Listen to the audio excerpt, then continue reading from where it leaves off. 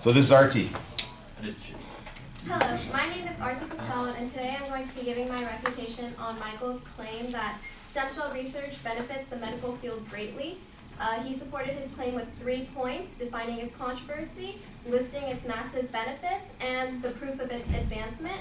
However, he failed to mention key points that ultimately dismiss his argument. Today, I'm going to be giving 3 reasons that reject his claim. 1, that there is no argument or controversy developed, how research has not yet proved the benefits, and that lastly, stem cell research has not advanced significantly. I will also undermine these claims with evidence weaknesses and compelling counterclaim information. In response to his first claim, controversy behind stem cells, he goes into background information and an irrelevant moral controversy. I first want to point out that this isn't a secondary claim. It's more of background information, and it doesn't actually distinguish what the controversy is. He says that in 1998, a bill was passed by Clinton allowing the study of stem cells.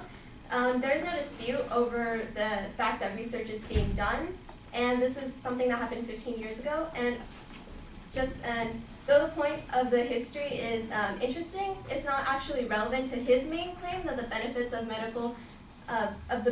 of stem cells help medical research, and it's not actually a controversy because it happened so long ago and it's already proven. No one is disputing the argument, and he also goes into the background of the moral dispute, whether stem cells have a soul or not. This is actually a controversy but has nothing to do with his main claim that stem cells research benefits the medical field greatly, and hence it is irrelevant, and because it is a point of value, it should be dismissed when looking at this argument. Next, I would like to look at Michael's second claim that the benefits of stem cell research are massive. He again starts off with background information when presenting this claim too.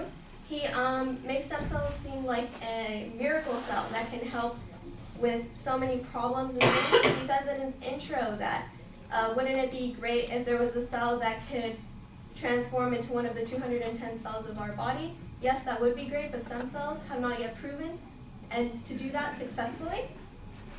He does mention that there are 2 types of stem cells, embryonic and adult, but he fails to mention and distinguish between the 2 during his speech. Many of the benefits actually belong to adult stem cells, which come from bone marrow and have the regenerative ability to form into tissues and muscles.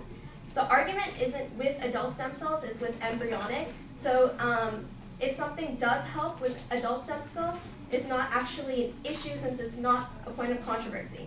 In his speech, he states that stem cells can help with heart disease, cancer, and birth defects, and much more. He uses a CNN article called Stem Cell Fast Facts in which he obtained the information. It clearly says scientists believe that stem cell research can treat such problems. They don't know it as a fact. Neither Michael or the article gives evidence of such research. Since the article uses statements like scientists believe, they offer a possibility, and they can, shows that the argument is based on fallacy of presumption. They're making generalizations without having enough information to actually back it up.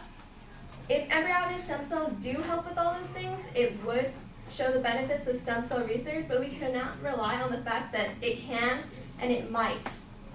Also, he mentions an example of how stem cells help with heart attacks and the regenerative ability of stem cells to fix tissues of the heart after a heart attack. What he actually fails to mention is that those are adult stem cells that can do that, not embryonic. In a School of Medicine article labeled Adult Stem Cells May Target and Repair Heart Attack by Dr. Sanjay Gandhi, Dr. Sanjay Gandhi goes into his research study where he states that they are safe for patient use for tissue reformation after a heart attack. This is adult stem cells, not embryonic stem cells that have that potential.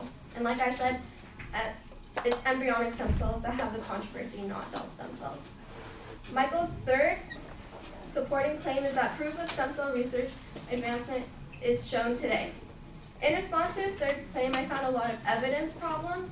Most of his evidence comes from a site, and the article is labeled, "What Happened to Radical Breakthrough? Much was promised in the late 1990s, but challenging advances has been hard to believe." I remind you that this is an article that's supposed to show how stem cell research has advanced. But just from the title, you can see that it's presenting its counter argument. It's showing that in the article, it talks about how slow stem cell research has been, and though it does list things that has happened in stem cell research, it also shows how it can be untrustworthy and how it's become really just enshadowed by its other alternatives. He talks about human skin cells that can be reverted back to stem cells. Yes, this is a breakthrough, which he says, and it's great, but it's also something that's an alternative to embryonic stem cells. So it is successful, but it's a successful alternative to embryonic stem cells.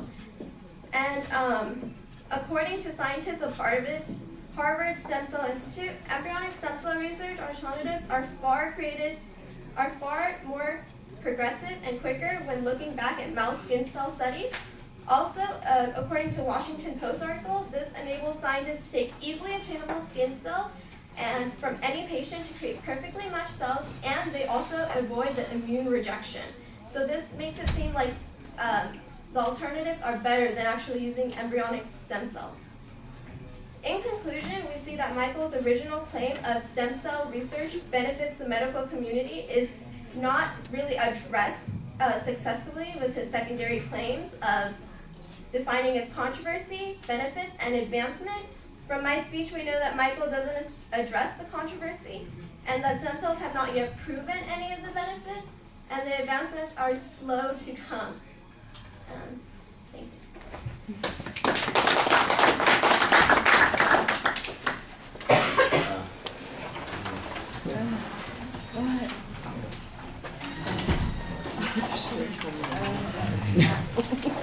All right. Well, Aarti, I think you did a very good job at illustrating how to respond to an argument that is perhaps not really an argument. In other words, there are issues here that don't seem to be in dispute. Some of what's being presented is fact as opposed to an issue of fact, and the inferences that are being made by the advocate, they're not always connected with the claims that are being presented there. I thought you did a very good job laying out what the structure was, following up. I especially appreciated the analysis that you did on the advocate's reasoning and the work that you did in looking up the evidence and trying to figure out how that evidence applies. I thought that your analysis, the evidence, and the reasoning was excellent and very easy to follow. You explained your positions for the most part very clearly. So, we'll be putting that up as a model for us to follow, okay? Good job. Thank you.